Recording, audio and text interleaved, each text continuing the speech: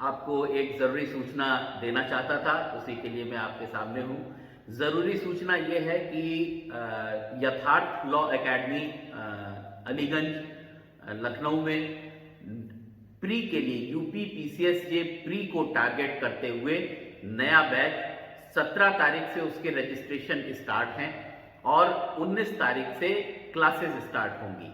तो जो भी बच्चे इंटरेस्टेड हैं वो लोग रजिस्ट्रेशन करा सकते हैं। व्हाट्सएप पे अपना मैसेज भेज सकते हैं जो बच्चे रजिस्ट्रेशन करवाना चाह रहे हैं इस बैच के लिए, क्योंकि हमारे पास में लिमिटेड सीट्स हैं और ये मैं हर बार बता चुका हूं कि मैं 50 से ऊपर बच्चे एक बैच में कभी नहीं रखता हूं, क्योंकि मैं उनके साथ में फिर इंटरेक्शन प्रॉपर हो नहीं पाता है। तो 50 बच्चों के ही स्ट्रेंथ का मेरा बैच रहता है हमेशा। तो ये स्पेशल बैच है जो केवल यूपी पीसीएसजे प्री को फोकस करके चलेगा और जिसमें जीएस का पूरा पोर्शन और लॉ का पूरा पोर्शन हम लोग कवर करेंगे। जो भी बच्चे इंटरेस्टेड हैं वो 2 नंबर जो दिए गए हैं इस डिस्क्रिप्शन बॉक्स में, आप उसमें अपने व्हाट्सएप कर सकते हैं। आपको ऑफिस की तरफ से कांटेक्ट कर लिया जाएगा। धन्यवाद। नमस्कार, मैं सत्यजीत सिंह पुनः आपका स्वागत अपने इस यूट्यूब चैनल सत्यजीत लॉ में करता हूं। उम्मीद है सब लोगों को फॉर्म भरने की प्रक्रिया सब लोगों ने शुरू कर दी होगी। कुछ बच्चों की अभी समस्या है, जो बच्चे बार्ड हो गए थे, एज बार्ड हो गए थे, उन लोगों का भी फॉर्म एक्सेप्ट नहीं कर रहा था वो, लेकिन कुछ ही दिन में प्रॉब्लम सॉल्व हो जाएगी। उसके लिए आपको चिंता करने की आवश्यकता नहीं है। फिलहाल आप लोगों ने अपनी पढ़ाई शुरू कर दी होगी, पढ़ाई आप अपनी चालू कर दीजिए। थोड़ा सा बहुत ही स्टेज्ड वे में, बहुत ही एक चरणबद्ध तरीके से आप अपनी पढ़ाई शुरू कर दीजिए। और पढ़ाई शुरू करने के लिए आप ये देख लीजिए कि आपके सिलेबस में क्या क्या आना है, कैसे कैसे चीज़ें होनी हैं। कुछ चीज़ें मैं आपको बता चुका हूँ पिछले वीडियो में, लेकिन एक मैं अब आज स्पेशली फॉर प्री में क्या क्या चेंजेस हो रहे हैं, क्या क्या आपको कैसे पढ़ना है जीएस में और लॉ में, वो आज हम लोग डिस्कस करेंगे। तो बहुत ही इंपॉर्टेंट होने वाला है ये वीडियो आपके लिए, क्योंकि जब आप ये वीडियो देख लेंगे तो एक आपके कॉन्सेप्ट्स जो है वो क्लियर हो जाएंगे कि हमको किस अप्रोच से कैसे पढ़ाई करनी है। तो जैसा कि हमको मालूम है 2 पेपर होते हैं पीसीएसजे के प्री में, 2 पेपर आपके होंगे। एक जीएस का पेपर होगा, एक लॉ का पेपर होगा। जीएस का पेपर 150 मार्क्स का होगा और लॉ का पेपर आपका 300 मार्क्स का होगा। तो अगर पहले हम देखें लॉ के पेपर में, तो लॉ में देख लीजिए, जैसे कि हम लोग पहले भी डिस्कस कर चुके हैं कि टोटल 10 टॉपिक्स हैं जो लॉ में के पेपर में आपके आने हैं। उसमें से पहला अगर हम लोग देखते हैं तो इंडियन पीनल कोड, दूसरा हम देखते हैं जो आईपीसी है, लॉ ऑफ क्राइम्स है, उसको कैसे उसका प्रोसीजरल पार्ट देखा जाएगा, तो सीआरपीसी। ये मैं इसलिए आप लोगों को ये इस तरीके से बताता हूं कि आपको याद हो जाए। उसके बाद आप देखिए इंडियन एविडेंस एक्ट, कैसे इसको साबित किया जाएगा, वो इंडियन एविडेंस एक्ट में है। इसी इंडियन एविडेंस एक्ट से एक एक्ट और संबंध है जो सिविल का है, सिविल प्रोसीजर कोड। वहां पर भी आपको एविडेंसेस की बात आती है, एविडेंस आपको देने पड़ते हैं अपना पॉइंट प्रूव करने के लिए। उसके बाद नेक्स्ट देखिए ट्रांसफर ऑफ प्रॉपर्टी एक्ट। जो नेक्स्ट एक्ट है वो कॉन्ट्रैक्ट एक्ट है, लॉ ऑफ कॉन्ट्रैक्ट्स, कॉन्ट्रैक्ट से संबंधित, संविदा से संबंधित अधिनियम। उसके बाद अगला अगर आप देखिए तो इंडियन कॉन्स्टिट्यूशन, इंडियन कॉन्स्टिट्यूशन। और नेक्स्ट अगर आप देखिए 8वां जिसको हम कह सकते हैं तो ज्यूरिस्प्रूडेंस, ज्यूरिस्प्रूडेंस।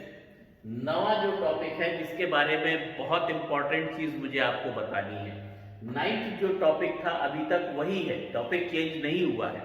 9th था इंटरनेशनल अफेयर्स, इंटरनेशनल अफेयर्स।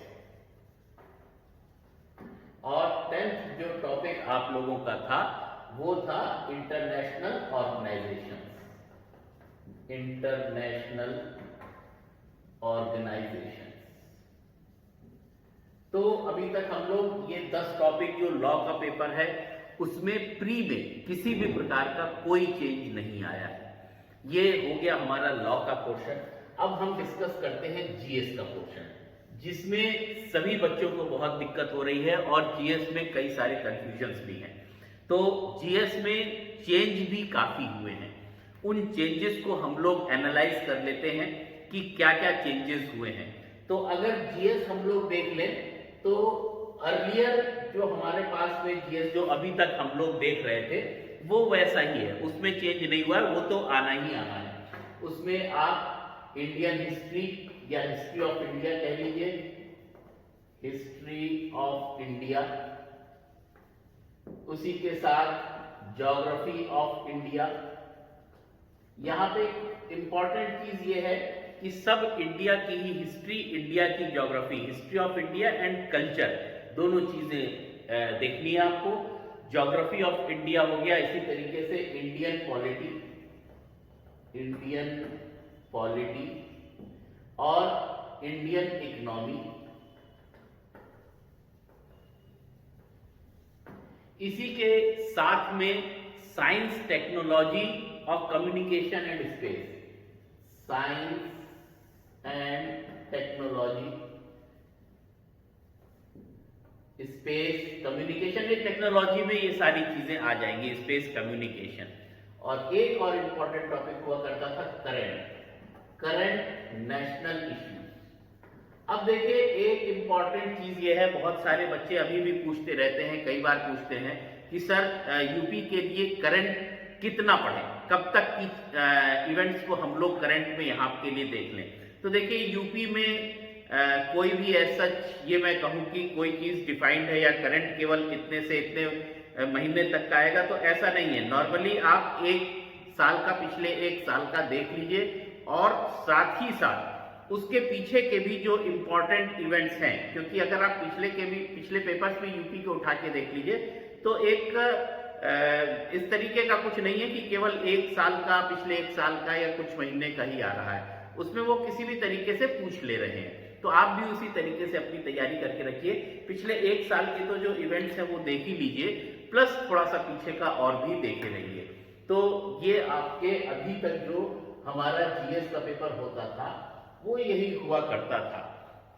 अब इसमें कुछ चीजें जो जुड़ गई हैं, देखिए इंटरनेशनल अफेयर्स और इंटरनेशनल ऑर्गेनाइजेशन, जो अभी तक प्री के जीएस में नहीं था, ये दोनों टॉपिक्स ऐसे ही यहां पर ऐड ऑन होते हैं, इंटरनेशनल अफेयर्स और इंटरनेशनल ऑर्गेनाइजेशंस। अब आप सोच सकते हैं कि इंटरनेशनल अफेयर्स और इंटरनेशनल ऑर्गेनाइजेशंस का पोर्शन का कितना महत्व हो गया। हालांकि पहले भी बहुत महत्व था, क्योंकि जो लॉ का पेपर था उसमें बाकी ये जो 7 एक्ट्स हैं, 8, ये तो सब लोग 7 एक्ट्स का तो सब लोग बराबर करते थे। ज्यूरिस्प्रूडेंस बहुत रेयर कहीं और किसी जुडिशरी में पूछा जाता है। तो ज्यूरिस्प्रूडेंस, इंटरनेशनल अफेयर्स और इंटरनेशनल ऑर्गेनाइजेशंस पहले भी आपकी मेरिट तय करता था, पहले भी आपकी मेरिट तय करता था, आज भी आपकी मेरिट वही तय करेगा, क्योंकि इसके जो 25 से 30 क्वेश्चंस हैं इस पोर्शन से, ये जो लास्ट 3 हैं, ज्यूरिस्प्रूडेंस, इंटरनेशनल अफेयर्स और इंटरनेशनल ऑर्गेनाइजेशन, यही आपको सारी लॉट से अलग कर देंगे। जैसे मैं कहता हूं मेंस के पेपर में लॉ का जो थर्ड पेपर यानी कि लोकल एक्ट्स का, जो भी लड़के हैं बाकी सब एक्ट्स पढ़ रहे हैं, जनरल एक्ट, लोकल एक्ट नहीं पढ़ रहे हैं। इसी तरीके से पेपर फर्स्ट पेपर जो लॉ का है यूपी में खासकर, तो वहां पे आपको देखेंगे बहुत सारे कुछ माइनर एक्ट्स हैं जो कई जगह नहीं पूछे जाते, जैसे इंडियन ट्रस्ट एक्ट हो गया, ईजमेंट एक्ट हो गया, इस टाइप के एक्ट्स है। तो ये डिसाइडिंग फैक्टर्स हैं आपके, जो बाकी बच्चे नहीं कर रहे हैं, बस आपको वही कर देना है।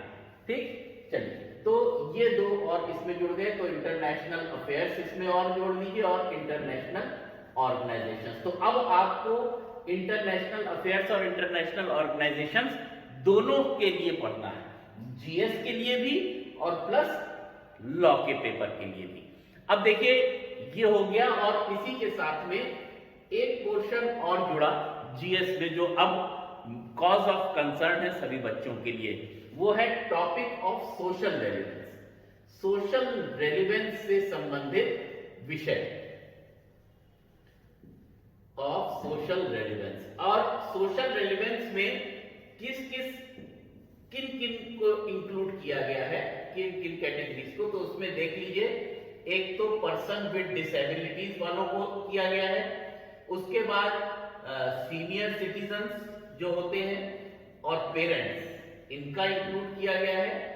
तीसरा हम लोग देख लेते हैं चिल्ड्रन का, चाइल्ड का लिए जो एक्ट्स हैं वो यूज किए गए हैं। और fourth one act related to women, और वुमेन के एक्ट को हम लोग फर्दर फिर 4 पार्ट में डिवाइड कर देंगे कि वुमेन के जो शादी से रिलेटेड मैरिटल प्रॉब्लम्स हैं उनसे रिलेटेड जो एक्ट्स हैं वो देख लेंगे। फिर उसके बाद उनका वर्क प्लेस, वो कार्य करने जा रही हैं तो कार्यस्थल पे, या मान लीजिए उनका कोई इंडिसेंट रिप्रेजेंटेशन हो रहा है, या मान लीजिए कि व्हेन दे आर प्रेग्नेंट, या आगे जो है जब वो शादी के बाद बेबी करने जा रही हैं तो उसके बाद जो है उससे रिलेटेड जो एक्ट्स हैं, तो इसको भी हम 4 पार्ट में डिवाइड कर लेते हैं। फिलहाल इसको 4 पार्ट में ऐसे डिवाइड हम लोगों ने कर लिया।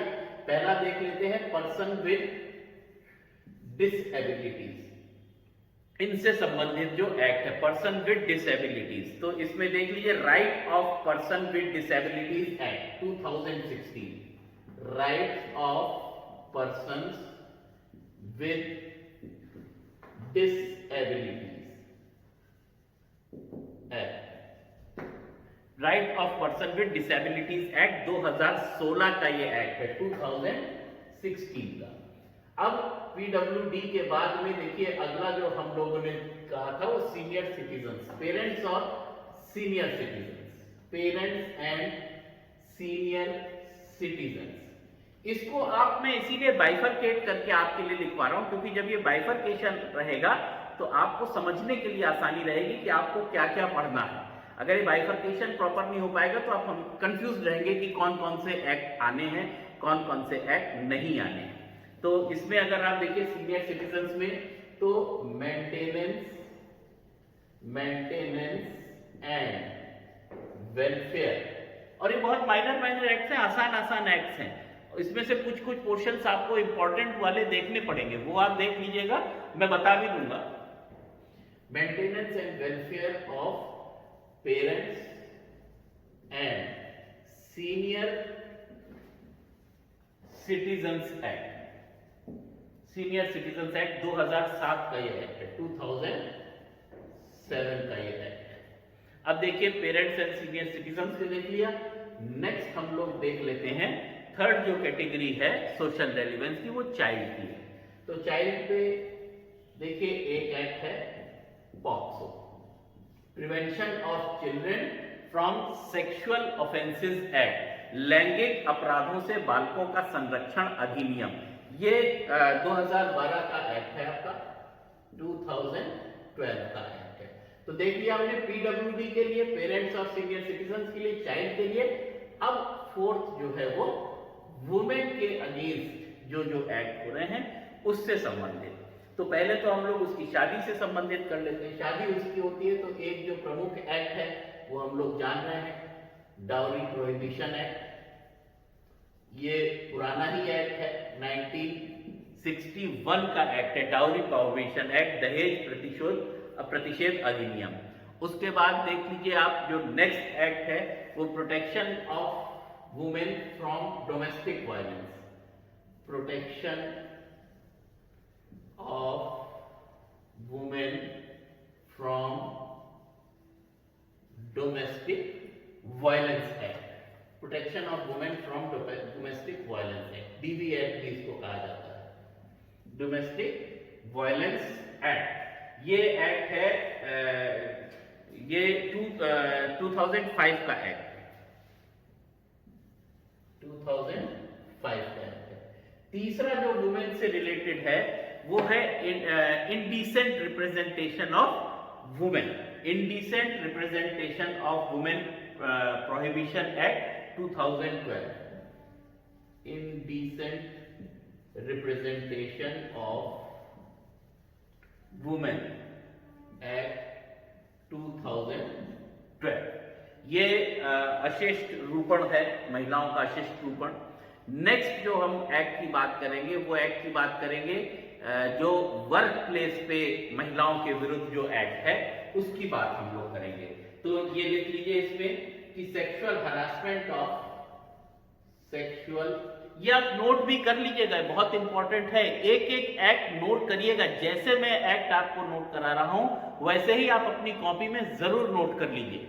ये इसीलिए है, ये एक्सरसाइज इसीलिए है। मैंने कई बार आप लोगों को कहा है कि मेरी क्लास जब कोई इंपॉर्टेंट पॉइंट पे मैं लिया करूं तो आप लोग अपना एक डायरी और पेन जरूर लेकर के बैठा करिए। चलिए, sexual harassment of women at work place, harassment of women at workplace, इसका प्रिवेंशन,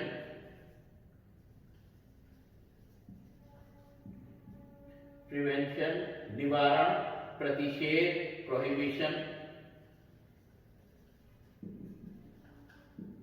एंड रिड्रेसल एक्ट, उसका रिड्रेसल, प्रतितोष एक्ट। ये एक्ट आपका 2003 का आपका एक्ट है। तो ये देखिए 4 एक्ट हो गए हमको वुमेन से रिलेटेड। अब 2 एक्ट जो है वो रिगार्डिंग प्रेगनेंसी है। तो पीसीपीएनडीटी एक्ट एक मेडिकल टर्म्स में आप लोग सुनते होंगे, या किसी भी हॉस्पिटल में जाते होंगे या डायग्नोस्टिक सेंटर पे आप जाते होंगे तो वहां पे लिखा रहता है, वहां पे मेंशन रहता है ये एक्ट कि पीसीपीएनडीटी एक्ट का कोई वायलेशन यहाँ पे हमारे यहाँ किसी भी प्रकार का भ्रूण नहीं बताया जाता है कि कन्या है या लड़का है जो भ्रूण। तो ये नोट आप ऐड कर लीजिए। Pre conception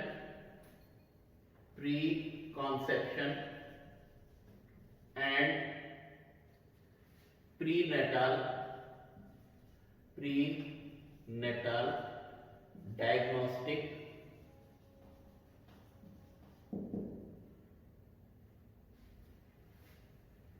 preconception and prenatal diagnostic technique act। ये आपका 1994 का एक्ट है। और एक एक्ट और है medical termination of pregnancy, medical termination of pregnancy act. ये टोटल आप देख लीजिए। अब आपको 1 2 3 और 4 5 6 7 8 9 ये टोटल आपके 9 एक्ट्स हैं जो बढ़ गए, 9 एक्ट आपके ये बढ़ गए।